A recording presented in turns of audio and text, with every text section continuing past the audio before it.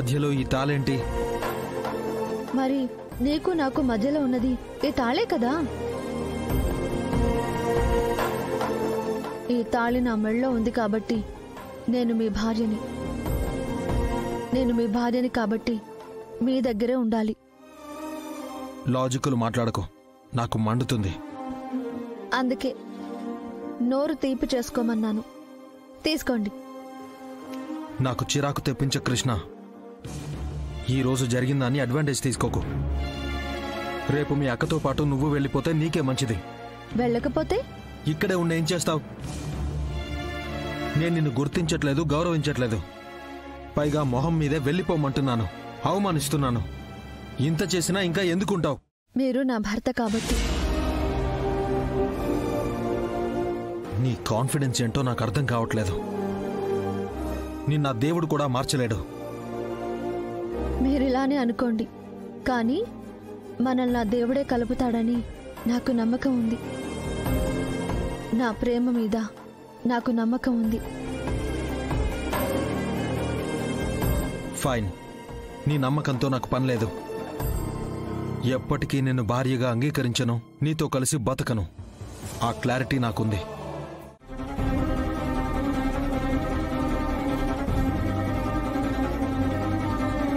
పాపం సత్య వెళ్ళను అని ఏడ్చింది. చావైనా బతుకైనా నీతో అని చెప్పింది. కానీ నేనే వినలేదు. నీ జీవితం నువ్వు చూసుకో అని బలవంతంగా సత్యని పంపించేశాను. నిన్ను విడిచి సత్య వెళ్ళలేక వెళ్ళిపోయింది.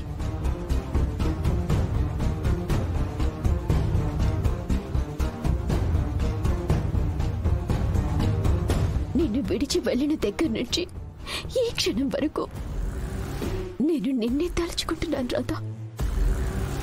ఇండియా వచ్చాక నీ గురించి ఎంక్వైరీ చేశాను. నువ్వు ప్రాణాలతో ఉన్నావని తెలిసి ఎంతో ఆనందంగా నీ దగ్గరికి రావాలనుకున్నాను.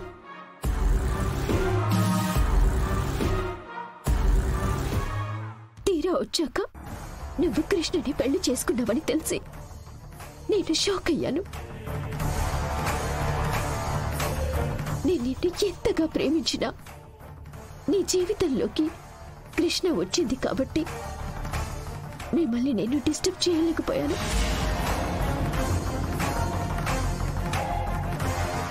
నాకు ఎవ్వరూ లేకపోయినా నువ్వే ప్రాణంగా సర్వస్వంగా బతికిన నేను ఇక జీవితాంతం నిన్నే తలుచుకుంటూ ఒంటరిగా బతకాలని నిర్ణయించుకున్నాను.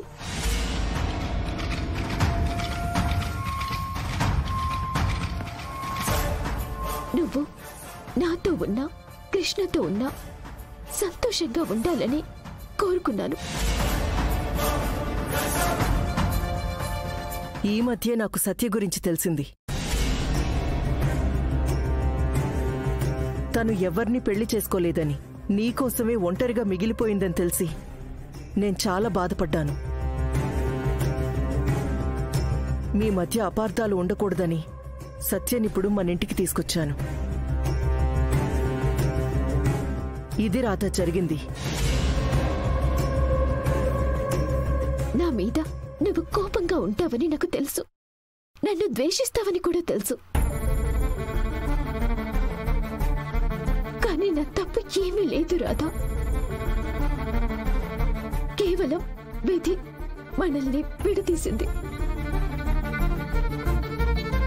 మనిద్దరం దూరం అయ్యేలా చేసింది.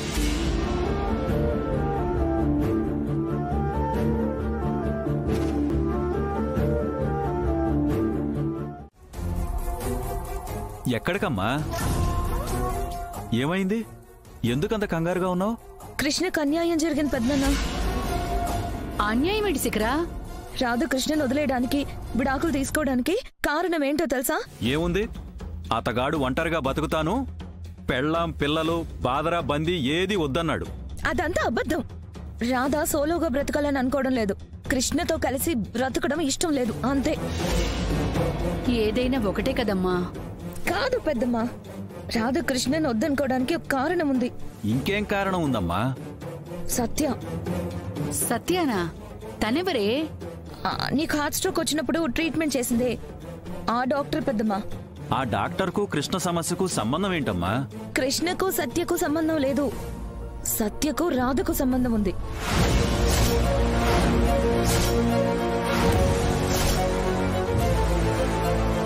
ఏమంటున్నావు శిఖరా? వాళ్ళిద్దరికి సంబంధం ఉండడం ఏంటమ్మా? సత్య రాధ లవ్ చేసుకున్నారు. కొన్ని కారణాల వల్ల వాళ్ళ పెళ్లి అవ్వలేదు.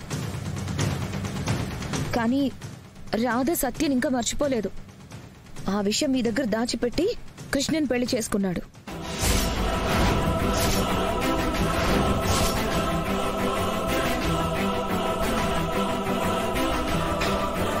ఆ సత్య కూడా రాధని మర్చిపోలేదు. ఇన్నాళ్ళు దూరంగా ఉన్న సత్య ఇప్పుడు ఏకంగా రాధ ఇంట్లోకి వచ్చింది. కృష్ణ కళ్ళ ముందే రాధ సత్యను నా నోటితో నేను చెప్పలేను పెద్దమ్మా. అంత పని చేస్తారా వాళ్ళు? ప్రేమ ఒకరితో పెళ్లి ఇంకొకరితోనా? నా బిడ్డేమైనా ఆడుకునే బొమ్మ అనుకుంటున్నారా? చెప్తా అతగాడి సంగతి. ఇప్పుడే వెళ్లి నిలదీస్తాను. ఏమయ్యా, ఆగయ్యా, తొందరపడకయ్యా. ఇంకా ఏంటి ఆలోచించేది? వెళ్లి వాళ్ళ అంతు చూస్తాను ఈరోజు. ఏమయ్యా, వద్దయ్యా, ఆవేశపడుకు. ఇది కృష్ణ ఒక్కదాని సమస్య కాదు. ఆ ఇంట్లో మన ఇంకో కూతురు కూడా ఉందయ్యా. ఉంటే కృష్ణకు అన్యాయం జరుగుతుంటే విష్ణు కోసం అని చెప్పి ఊరుకోవాలా? నువ్వు వస్తావా లేదా చెప్పు, లేదా నేనే వెళ్తాను.